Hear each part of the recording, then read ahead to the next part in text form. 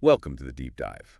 Today, we're taking a plunge, a really fascinating one, into a single, incredibly loaded topic, the penis. Mm-hmm. We've got this stack of entries here from a cultural encyclopedia, and trust me, this is going way, way beyond just basic anatomy. Oh, absolutely. It's not just biology. No, we're exploring how it's been viewed, represented, um, understood throughout history, across cultures, even, in our language. Exactly. And you've pulled together a remarkably diverse collection of information. It's really quite something. Well, You're looking at perspectives from, say, ancient Rome right up to modern slang, from biological function to its symbolic power. and our goal, our mission, if you like, is to sift through all this rich material Yeah. and pull out the most sort of surprising and insightful nuggets for everyone listening. Think of it as a shortcut, maybe. A shortcut to getting seriously well informed on a topic that, let's face it, carries a huge amount of cultural weight. Absolutely. And just to give a sense of how wide-ranging this is, I mean, the sources cover so much. They really do. We're going to touch on how aging affects male intimacy, the surprisingly phallic nature of some famous buildings, Mm-hmm. That's a fun one. ritual practices like circumcision, the impact of diseases like HIV/AIDS and syphilis, Right. The historical context there is key. how it's shown up in art, literature, different sexual practices, fellatio, masturbation. All the way to cultural concepts. Yeah, like cock supremacy or Yep. size queen, and then just tons of slang. What's really fascinating, I think, is how interconnected it all is. You start seeing these underlying patterns. Totally. How cultural attitudes shape our understanding of even like basic biology. Yeah. Okay, let's kick things off with something that genuinely made me pause. Like, Okay, I'm intrigued. did you know that some antifungal creams, the kind you might use for, say, a yeast infection, Right. might actually have properties that could help with hair regrowth? Really? How does that work? It sounds completely random, right? Yeah. But apparently it's about these things called anti-androgens. Ah, okay. Exactly. They interfere with what we often think of as male hormones. Yeah. Just shows the kind of unexpected connections we're going to find. That's a great example. Biology is complex. Compounds do multiple things. Right. Our understanding keeps evolving. And anti-androgens, by affecting hormone activity, they can pop up in areas you wouldn't immediately expect. So with that little brain teaser out of the way, Yeah. let's dive into our first major theme, Let's do it. how attitudes toward the penis and male sexuality change, particularly as men get older. Ah, aging. Yes, this is a really rich area. The sources offer some incredible historical and literary perspectives. They really do. We've got Cicero way back in ancient Rome in his work on old age. Mm-hmm. Classic text. He basically put forward this idea that, okay, older men might not feel the same intense pleasure in sex, Right. but, and this is a key part, they don't really miss it that much. Interesting take. Now, the context is pretty interesting, too. Cicero wrote this when he was 60, Okay. right after ending a 29-year marriage to marry his young ward. Ooh. Well, that adds a layer, doesn't it? Right. Makes you wonder if there was a bit of wishful thinking or maybe rationalizing. It certainly complicates his perspective, maybe a bit of both. Reflecting on changing priorities, perhaps, but also maybe justifying his own situation. Exactly. Because then you see these literary stereotypes cropping up, Yeah. like in plays by Plautus and Terence, these sort of lecherous old men characters. It's almost a stock figure. A recurring trope, definitely. And then fast forward about a century and a half, Yeah. and you get juvenile satire, which is, well, it's pretty brutal. Oh, Juvenal didn't mince words. Not at all. He writes about this limp prick with its swollen vein that just lies there no matter what. It's a really bleak picture. It's striking how direct, how unflinching those portrayals are. Seems like a long tradition of humor, often quite harsh, aimed at that perceived decline. Reflecting anxieties, maybe, Yeah. about virility and status. Very likely. Deep-seated societal anxiety. And it doesn't stop there. Even someone like Machiavelli. The political strategist. Yeah. In a poem to Barbara, he openly admits at 53 that he needs a younger lover because he's, and this is his phrase, not equal in strength to desire. Wow, that's surprisingly candid. Isn't it? Especially from him. It really humanizes these figures, though. Shows they grappled with aging, physical changes, desire, just like anyone else. Beneath the public image, yeah. Mm-hmm. Very personal realities. Fast forward again, modern American literature, this theme just keeps coming back. Roth, Updike, Bellow. Literary heavyweights. And they seem to echo that same kind of despair, Juvenal's despair, but in their own ways. Roth in Every Man just lays it out. Old age isn't a battle. Old age is a massacre. Whew, that's stark. It really is. So unforgiving. And captures that sense of like overwhelming loss, being ravaged by physical decline. It's powerful, but definitely pessimistic. And you see similar feelings in Updike's Rabbit at Rest. Rabbit Angstrom facing loneliness, death at 56, fading vitality. Yeah. And then there's Bella's Mr. Sandler's Planet, which has this really jarring scene. Oh, I remember this part. A young man heckles Sandler, shouts, "His balls are dry. He's dead. He can't come." It's just this brutal dismissal. It's incredibly cruel, Mhm. reducing a whole person's worth down to perceived sexual function. And knowing Bello experienced similar heckling himself just adds another layer, doesn't it? Blurs that line between fiction and real life. Absolutely. Makes it even more poignant. But that Sandler passage, it gets even more complicated. How so? Later, he's confronted by this black pickpocket who exposes his penis. And the description is very visceral-like, large, snake-like, an elephant's trunk. Wow. Very charged imagery. Right. And Sandler can't forget it. By the end, when his son-in-law assaults the pickpocket, Sandler's reaction is this weird mix. A mix of what? Sort of racist recoil, but almost bordering on penis envy. And even a strange kind of sympathy, all tied up with facing mortality. It's incredibly loaded. It's a potent mix, isn't it? Race, masculinity, anxiety about aging, all converging on that single image. And that elephant's trunk description carries so much historical, cultural, well, racist baggage. Exactly. Yeah. The sources offer this completely different view, a counter-narrative. Okay, good. Because that was getting pretty bleak. Right. This idea that for some older men, intimacy actually deepens. It flourishes when that pressure to, perform sexually lessens. Ah, yes. This is a really crucial counterpoint to that narrative of decline. It suggests aging isn't necessarily the end of fulfilling intimacy at all. Not by a long shot. It talks about how things like full-body cuddling, caressing, can become more profoundly loving than maybe that youthful focus just on climax. The pleasures become more continuous, less goal-oriented. Exactly. This idea of coupling in every sense. It helps a man discover himself beyond just his penis, which the source brilliantly calls a mostly failed synecdoche. Ooh, I like that phrase. Mostly failed synecdoche. Right. Meaning it's often used to stand for the whole man, but it really falls short. It really does. It highlights how the penis gets loaded with symbolizing the entire man, his masculinity, and how aging can kind of disrupt that singular focus, Right. opens things up. That constant drive to prove oneself, it diminishes. And the sadness about maybe the end of certain kinds of solo sexual exploits gives way to, well, the joy of starting a duet. Focusing on mutual touch, communication. Right.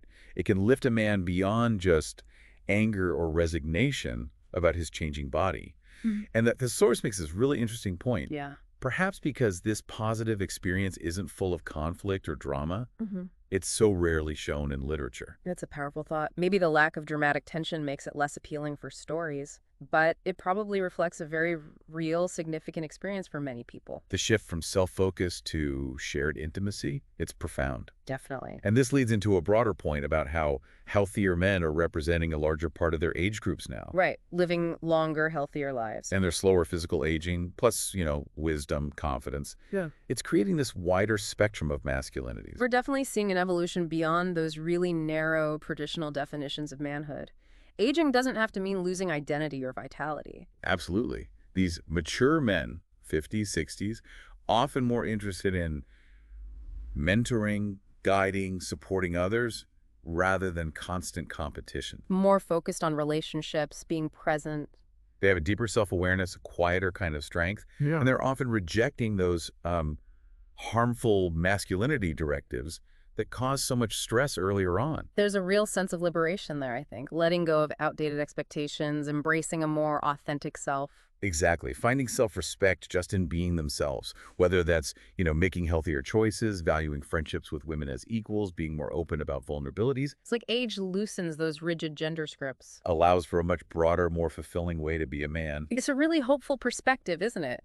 Highlighting that potential for growth, self-acceptance, connection as men age, moving away from external validation towards something more internal. Okay, let's shift gears a bit. Let's look at how the penis shows up in culture and society more broadly. Right, beyond the personal experience. And one of the most striking areas is this idea of phallic architecture. Oh, yes. buildings. It's been a recurring theme throughout history, and it's still very much around us today.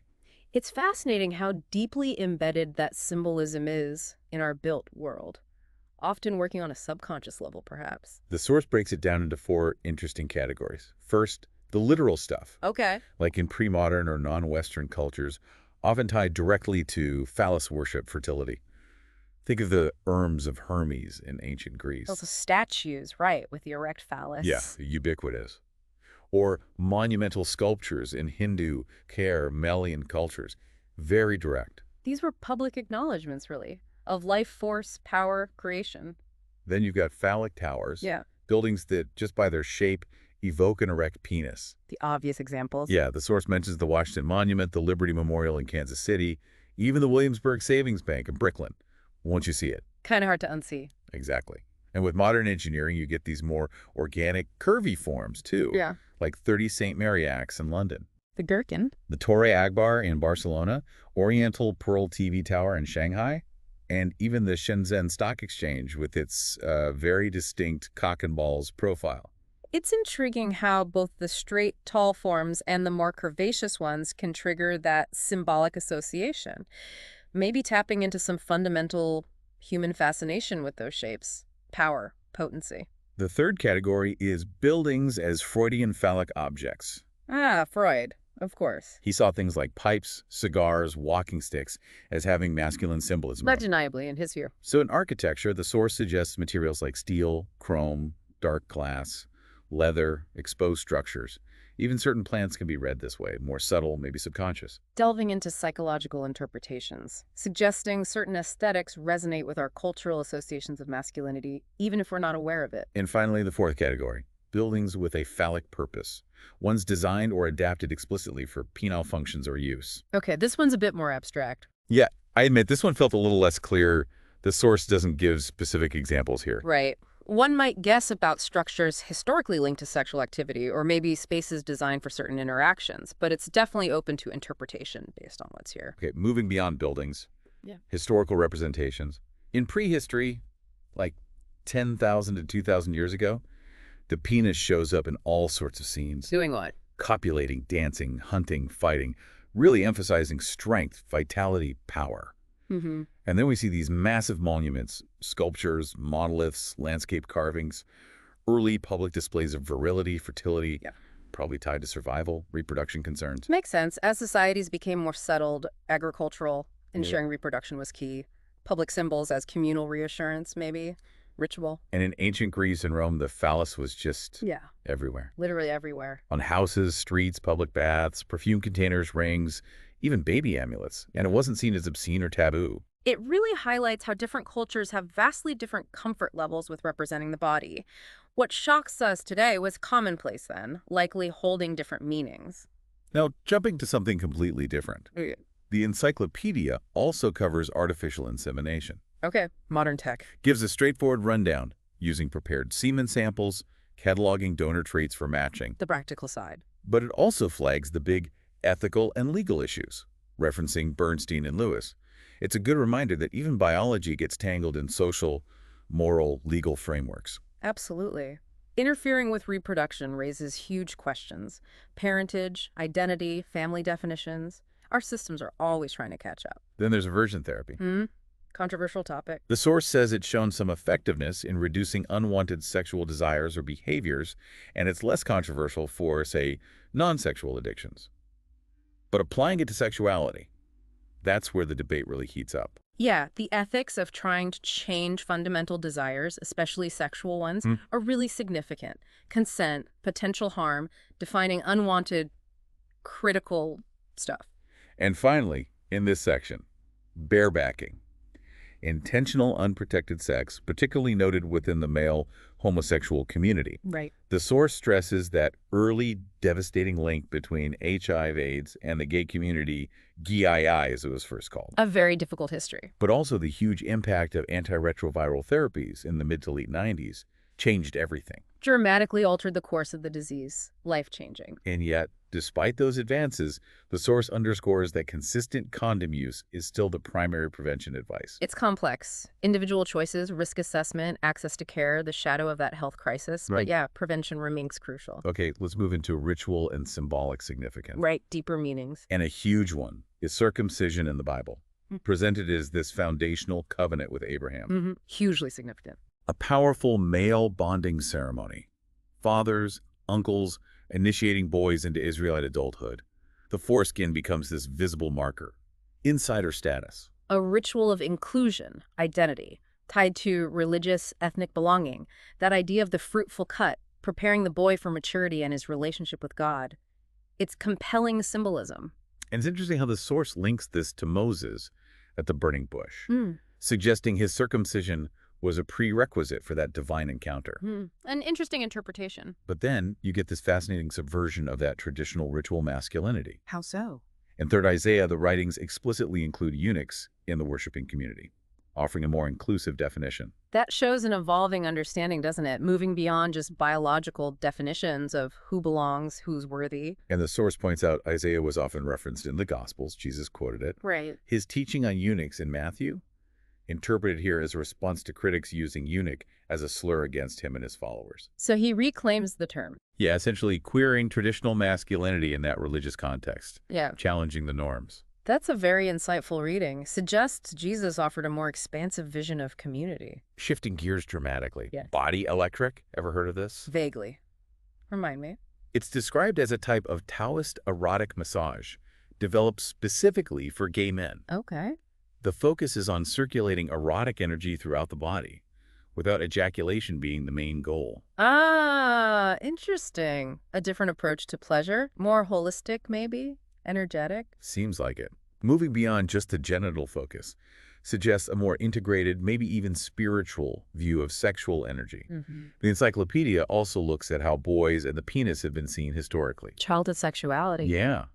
Apparently before the Industrial Revolution in Northern Europe, those clear lines we draw now, boy, girl, adult, were much blurrier, at least in some contexts. Really? Even young boys' sexual explorations weren't always seen as a big deal, just part of growing up. That challenges our modern, often very rigid views of childhood, doesn't it? Shows these categories are historical, cultural. Totally. The source mentions the French court of young Louis III. Nursemaids apparently routinely fondled his genitals. Wow. A very different attitude. But with industrialization, those boundaries get much sharper. This new field of boyology emerges. Stricter control over boyhood sexuality, especially in the Northern Hemisphere. And moral panic sets in. Big time. Early sexual experience, especially masturbation, gets linked to all sorts of awful consequences.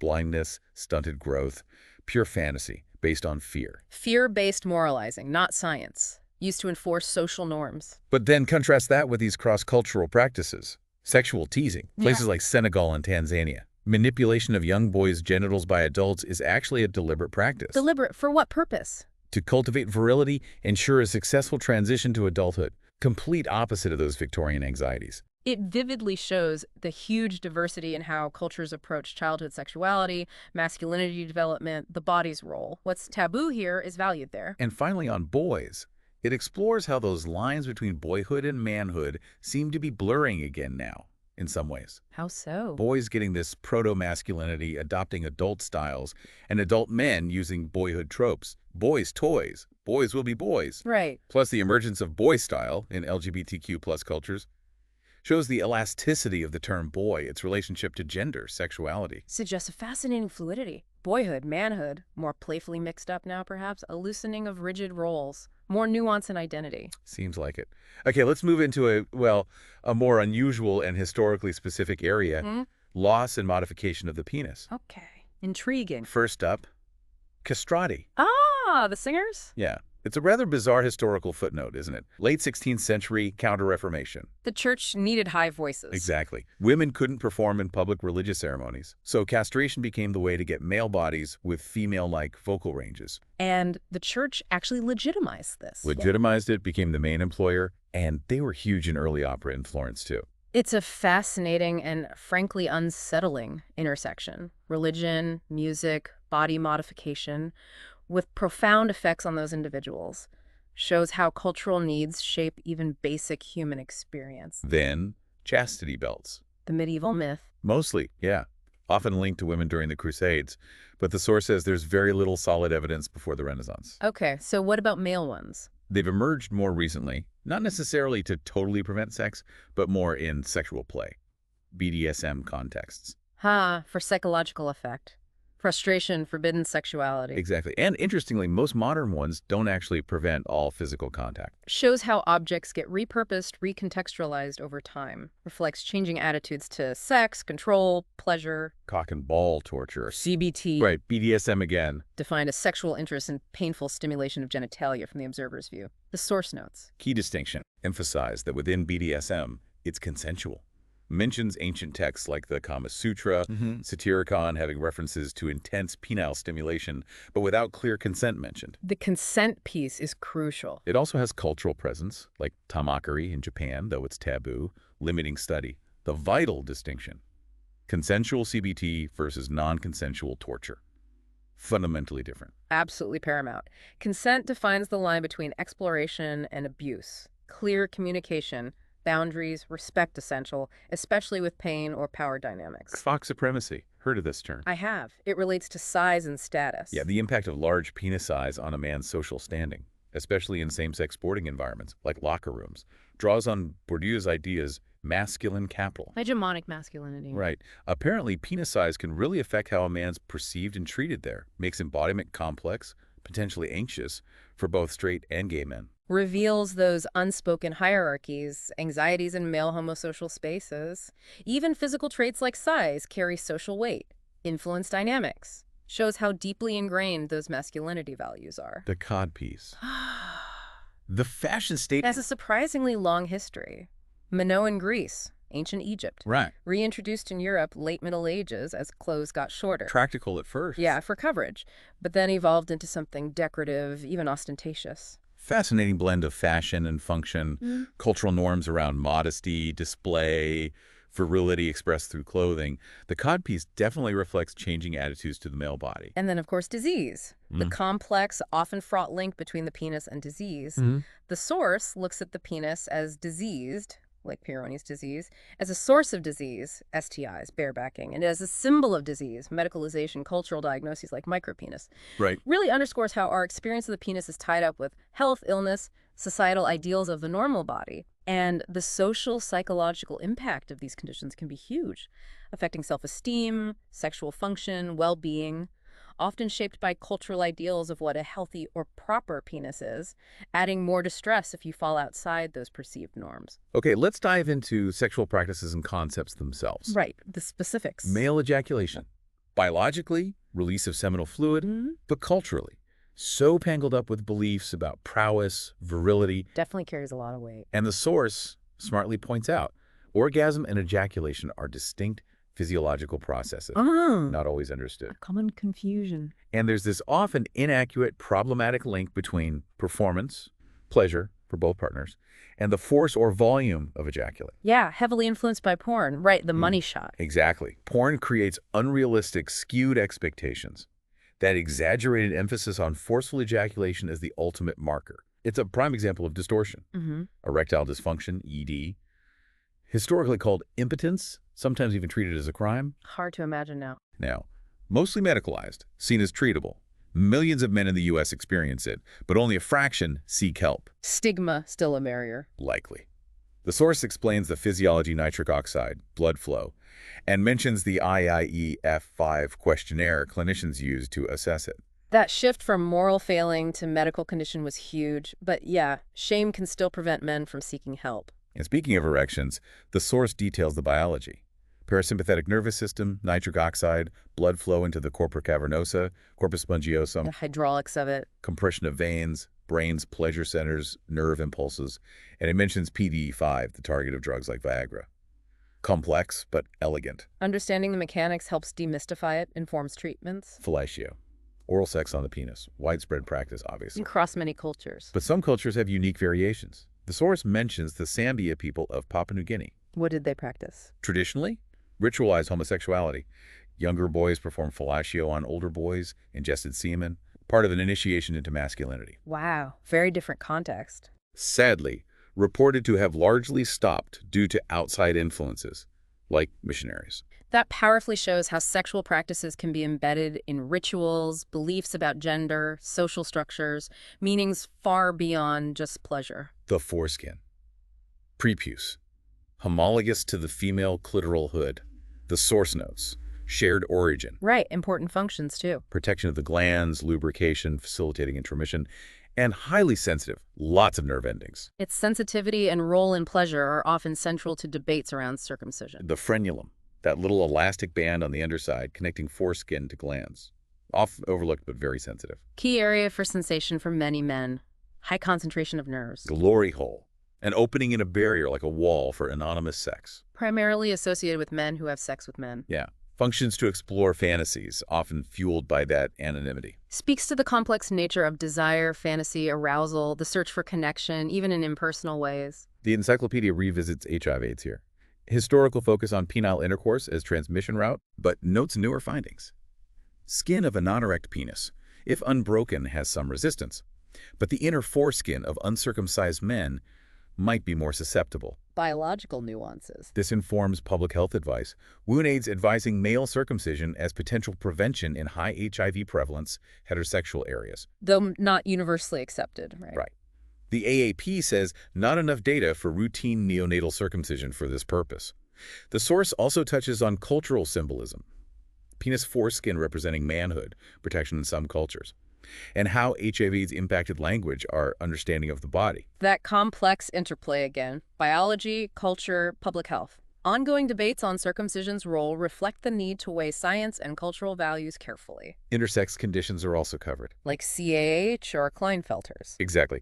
Where there can be discrepancies between biological sex characteristics and social gender. Highlights historical, often harmful attempts to normalize ambiguous genitalia with surgery, often without consent. A problematic history. And the growing recognition now of intersex children's right to self-determination regarding gender and medical decisions. Reflects a big shift towards understanding gender diversity and the ethics of autonomy, informed consent, especially for identity-related procedures. The jockstrap. Yeah. Started as practical athletic gear. To protect the genitals. Now evolved into fashion, item for sexual play, especially in the gay community.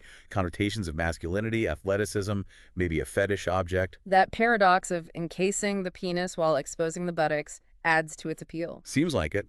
Another example of utilitarian objects gaining new cultural sexual meanings, tied up with identity, desire. The Kinsey reports, groundbreaking stuff from 48 and 53. And sexual behavior. Included specific methods for assessing penis size during interviews, estimations, angle, curvature, plus post-interview self-measurements of length, circumference, flaccid, and erect. Data published later, though. Right. Also asked about erections, ED, morning erections, circumcision. Kinsey really tried to systematically study stuff rarely discussed openly then. Methodologies debated, sure, but huge impact on understanding sexuality. Locker rooms.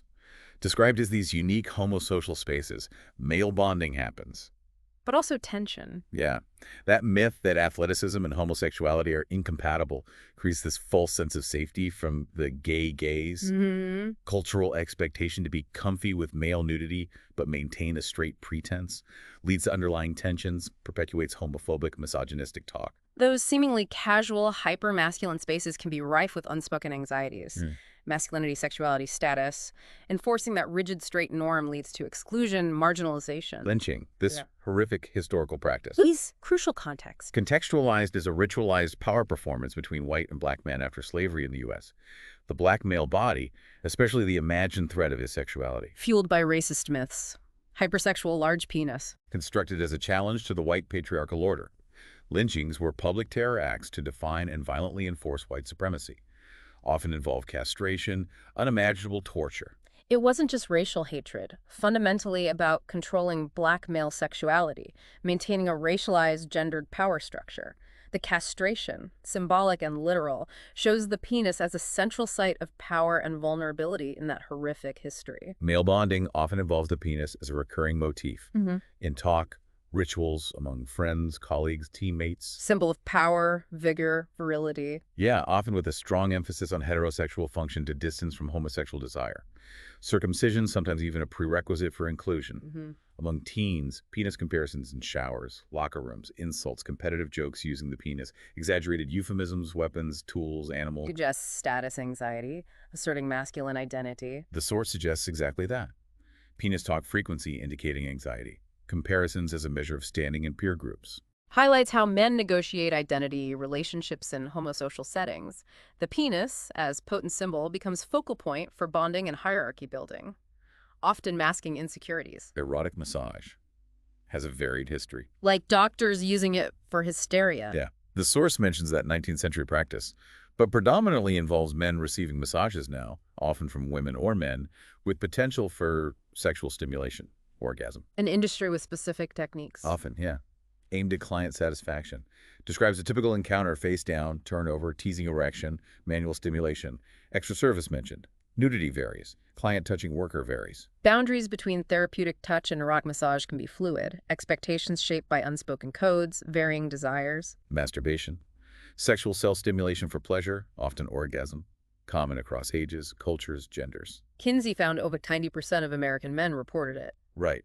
Focus often on penis for men, but other body parts involved too. Body is erogenous zone.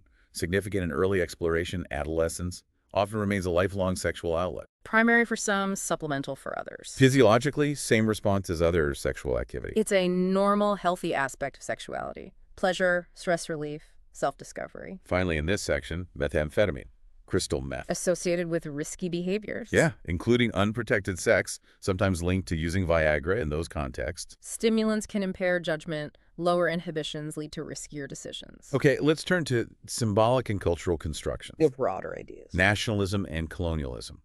Shaped in the 19th century, interconnected with sexuality. How so? Vocabulary around eros, nation, libidinal economies, motherland, fatherland metaphors. Nation is patriarchal family. Colonized societies like India, Ireland often portrayed as feminine, needing masculine colonizing power, and patriotic heterosexuality arose personal morality as civic duty. Shows how deeply gender and sexual norms were embedded in ideologies of nation-building, empire, national identity often relied on, reinforced specific ideas about masculinity, femininity, proper sex. Origin, early Christian theologian. The self-castration question. Yeah, ambiguous references based on Matthew 19.1 filled eunuchs who have made themselves eunuchs for the kingdom of heaven. Literal or metaphorical, ongoing debate. Complex theological issue. Interpreted differently over centuries, reflecting changing Christian attitudes to sex, asceticism, purity.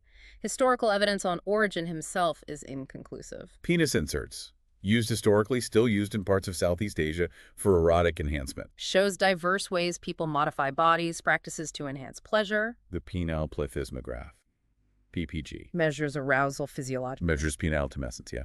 First used by Kurt Freund in the 50s to try differentiating gay straight men in the Czech army. Wow. Origins and classification. Use expanded to sex research, ED assessment, determining sexual preferences, especially in forensic settings for sex offenders. Trying to identify problematic interests, predicting reoffending. They're controversial, right? Yeah, source notes, disagreement on its psychometric properties, lack of standardized protocols. While it measures arousal, interpreting it, especially legally, is complex, debated. Need to consider limitations, biases. Penis piercing, genital piercing. What? Largely associated now with fetishists, body mod enthusiasts. It has a longer history. Yeah, in various cultures. Yeah. Sometimes for enforced celibacy, sometimes erotic enhancement.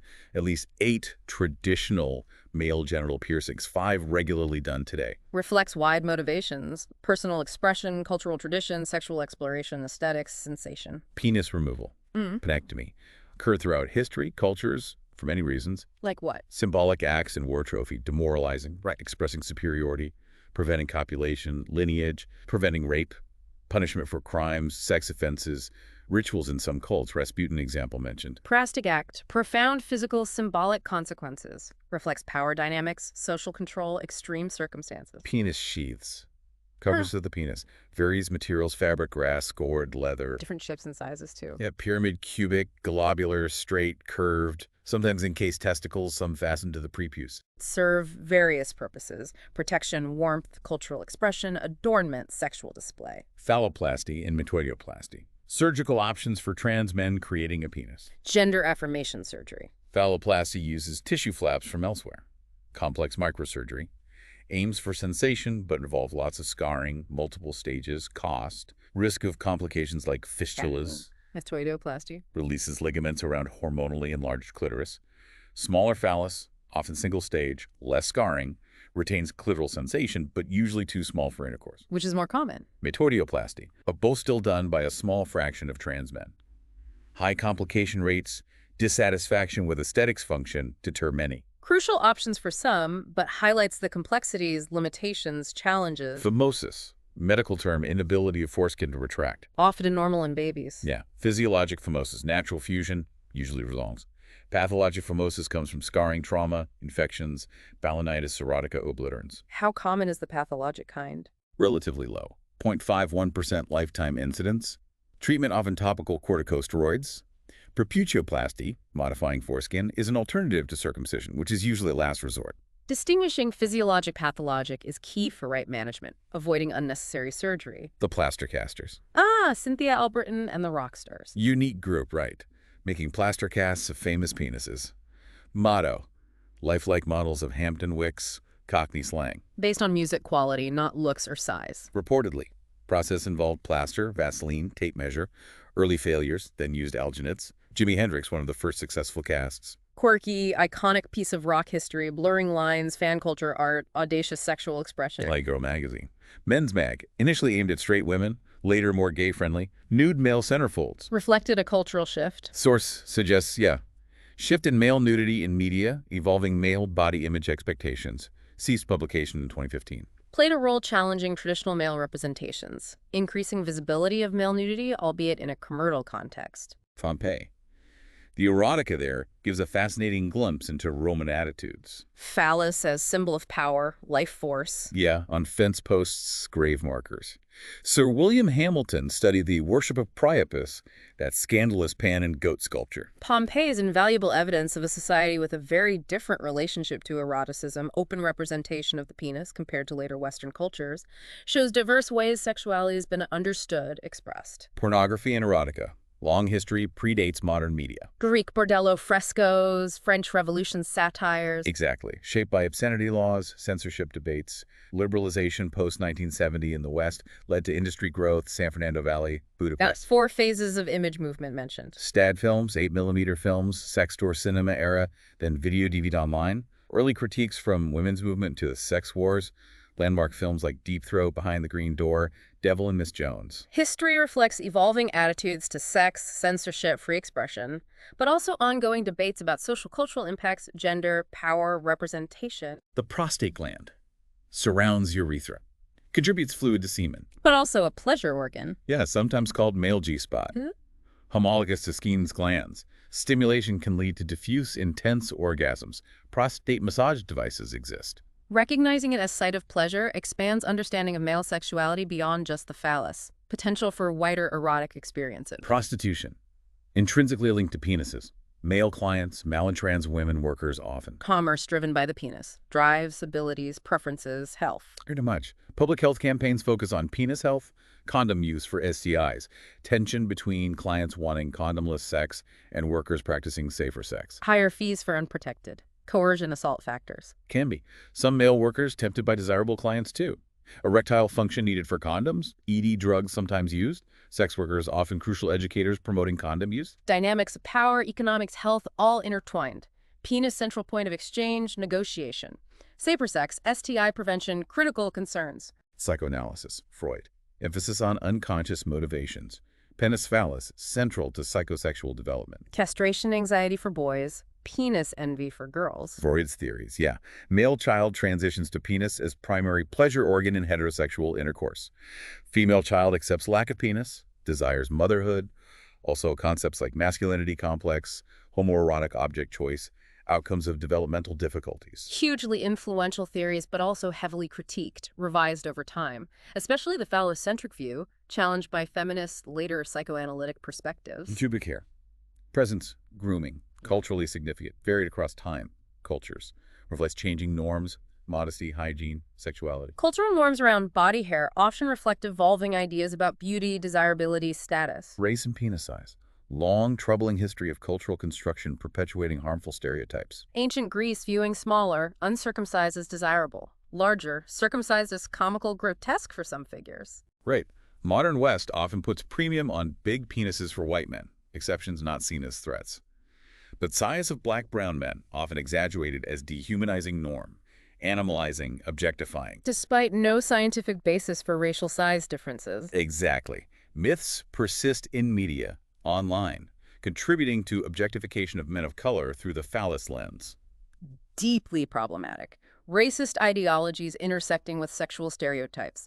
Dehumanization based on harmful, unfounded assumptions. Rape definitions have evolved, traditionally focused on female victims, forcible vaginal penetration. More recent focus on lack of consent. Yes, any bodily penetration without consent. Recognizing male victims, too. U.S. Attorney General revised federal definition in 2013 to reflect this, though not universal at state level. Evolving legal definitions show growing societal understanding, centering consent, recognizing diversity of victims, forms of assault. Sex education often includes condom use instruction. Descriptions, demonstrations on phallic objects like bananas. Yeah.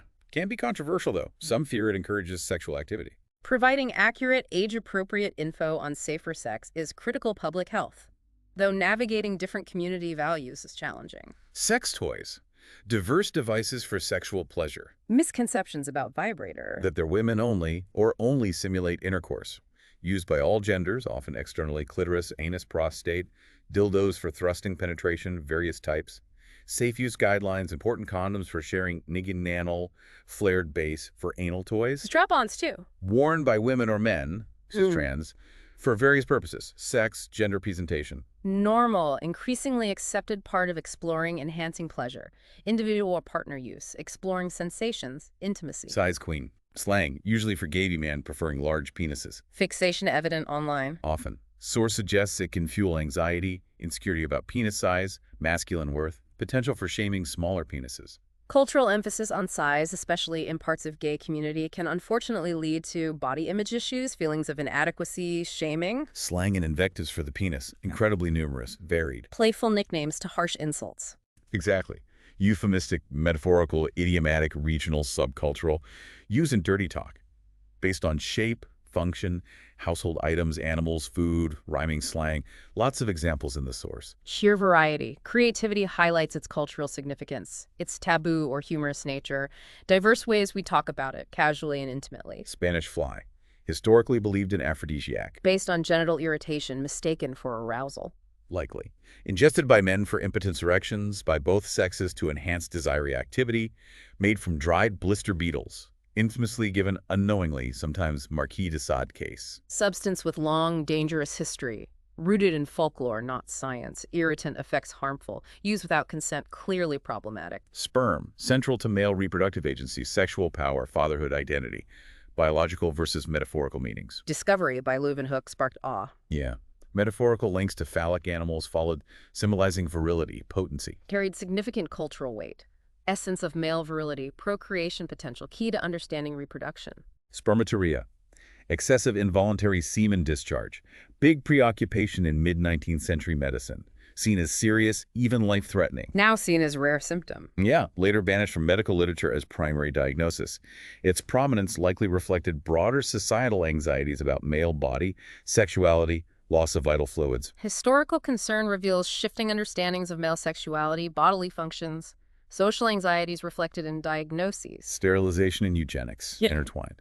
Eugenics discredited belief in improving human race via selective breeding, sterilization, genocide. Forced sterilization historically targeted undesirables. Criminals, mentally disabled, psychiatric patients, largely eliminated in West by 1960s. But controversial government programs continued in India, Southeast Asia, raising ethical concerns. Dark chapter. Dangers of flawed science justifying discriminatory, coercive practices violating human rights. Steroids, usually means anabolic steroids. Mimic testosterone, used by athletes. Side effects. Testicular shrinkage, low sperm count, gynecomastia, ED after withdrawal, roid rage, evidence limited. All noted. Broader scientific definition includes cholesterol, cortisol, progesterone, sex steroids, androgens, estrogens, key in prenatal genital development. Androgens drive penis formation. But limited effect on adult penis size, though, can increase clitoral length in trans men on hormones. Anabolic steroid use highlights complex role of hormones, affecting sex development, function, other physiological, maybe psychological processes. Important to distinguish specifics of anabolic steroids from broader steroid hormones. Syphilis, STI caused by Treponema pallidum, appeared in Europe during Renaissance time of shifting self-perception. Keenest views shifted from shame to dignity beauty then. Source suggests that. But syphilis, great pox, revealed perceived inability to control urges. Blame games started the French after Charles VIII invaded Italy. Rapid spread fear of finger-pointing. Linked to Columbus Voyage's theory, too. Controversial one, yeah. Women often blamed as source first venereal disease after Venus.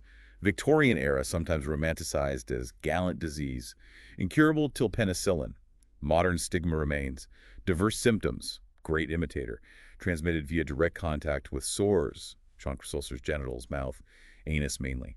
History of syphilis shows how STIs are understood, stigmatized across eras, often tied to social, moral, nationalistic anxieties. Changing perceptions of penis in relation to it reflect broader shifts in attitudes to sex, body. Tea rooms.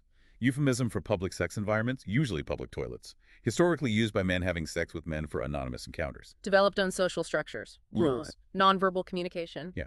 Showing erection, masturbating, touching groin to signal interest. Roles emerged: wash queen, player, straights, heterosexuals seeking clandestine encounters, agents of social control, police, sex at urinals, stalls, glory holes. Declined with internet. Technological tea rooms. Source suggests maybe. Impact of surveillance, toilet architecture also mentioned. Historically significant part of gay sexual subculture. These often stigmatized public spaces were historically important, if risky, sites for gay men to connect, express sexuality when society marginalized, criminalized it. Nonverbal codes are a fascinating aspect of gay history. Testicles. Oval glands and scrotum produce sperm, testosterone. Variation in size, position normal. Yes. Culturally, often linked with virility, masculinity, reproductive potential. Also seen as vulnerable, needing protection. Primary site of sperm testosterone production. Huge biological importance for male characteristics reproduction. Cultural link to virility deeply ingrained. Transgender, transsexual identity, and the penis. Its presence-absence is a powerful social indicator of perceived gender sex. Society often equates penis male, no penis female. Those assumptions operate daily. For trans individuals, genitalia's material reality often, unfortunately, outweighs other gender evidence in how others see them. So surgery can be crucial for acceptance. For many trans men, women, getting genitalia aligned with identity, realistic penis or female genitalia, is key to feeling fully accepted, recognized. But non-binary individuals increasingly challenge this strict penis gender link, advocating for decoupling.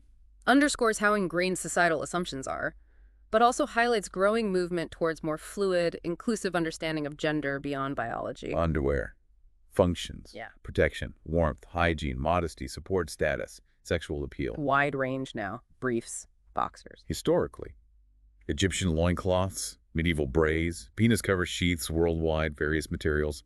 European codpiece, practical first, then decorative. Reflects practical needs and evolving cultural norms, ideals around body, modesty, sexual presentation. Urinals, socially constructed environment based on belief men must stand to urinate. Reinforces binary biological essentialism. Contrasts with women's sitting norm. Unspoken rules govern behavior there. Yeah. Penis is focus, but homosocial heteronormative context complicates exposure. Tension between taboo and locker room nudity humor. Even mundane functions like urination shaped by gender norms, social expectations, reinforcing binary views. Urology, medical specialty. Urinary tract, male reproductive system. Surgical manipulation goes way back. Circumcision, obstruction treatment. Ancient Egypt, China, Rome, Africa, Polynesia. Romans used reeds as catheters. Modern urology emerged with cystoscope Nitze. Edison improved it.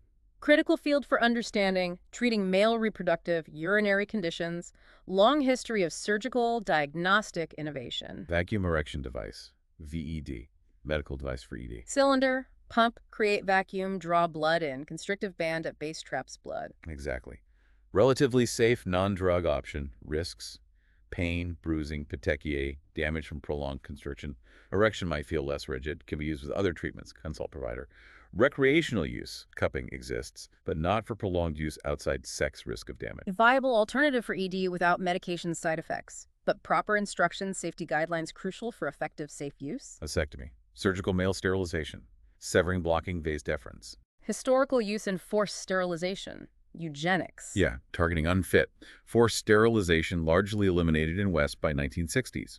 But controversial government programs continued in India, Southeast Asia, ethical concerns, targeting poor, incentives. History shows complex ethics around reproductive control, consent, potential for medical procedures used for coercive social engineering. Viagra, trademark drug for ED, compound developed 1990s, prescription only. Global brand, metaphor for rejuvenation. Yeah. Big impact on sexual lives, fantasies. Yeah. Mechanism, PDE5 inhibitor. Side effects exist. Widespread availability changed landscape of sexual health, cultural attitudes to male sexual function. Widespread adoption reflects medicalization of ED, cultural importance of male sexual performance, impact beyond medicine, influencing how we think, talk about sex, aging, Witchcraft beliefs causing impotence. Binding of the penis. historical belief in various cultures, yeah. Could have legal, social consequences for accused. Shows how supernatural explanations were sometimes used for sexual dysfunction.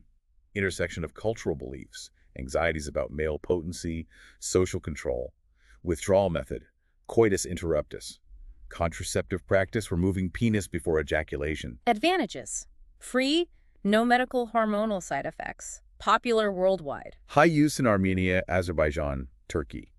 Disadvantages. Yeah. Less effective than other methods, needs self-control, timing. Despite limits, widely used globally, likely due to accessibility, no cost or medical intervention needed. Wow. Okay, Uh-huh. that was a truly extensive exploration. We really plunged into a massive amount of info in this deep dive. We certainly covered a lot of ground. We journeyed through changing perceptions across the lifespan, its incredibly multifaceted role in culture, symbolism. From architecture to ritual. Exactly. Examined the impact of disease, medicalization, the diversity of sexual practices, and cultural contexts. And that evolving understanding of gender and its link to the penis. It's been incredibly illuminating, hasn't it? Just how central and complex this seemingly straightforward topic is to so much of human experience. Absolutely. For me, a couple things really stood out. That historical castration for music. Just such a specific and, looking back, kind of bizarre cultural thing. It really is quite astonishing. And then the deep, complex, often painful racial and historical baggage attached to penis size. That's just impossible to ignore. Those are definitely striking examples. Unexpected and deeply ingrained cultural meanings tied to the penis throughout history. And now you, our listener, you've taken this deep dive right along with us, waded through all that info, hopefully gained a richer, more nuanced understanding. We hope you had some of those aha moments. Yeah, feeling more informed, maybe a bit surprised by the sheer depth and variety of it all. We've really only scratched the surface, of course. It's a vast topic. Yeah. But hopefully provided a good foundation to think about these issues in new ways. So here's a final provocative thought to chew on. Considering all this immense cultural weight, this historical baggage we just unpacked, what do you think is the most significant way the penis continues to shape our understanding of identity in society today? Is it still primarily biological? Or has its symbolic power become even more dominant in how we see ourselves and others? That's a great question to ponder. Definitely something worth thinking about, maybe exploring more on your own. Thanks for diving deep with us.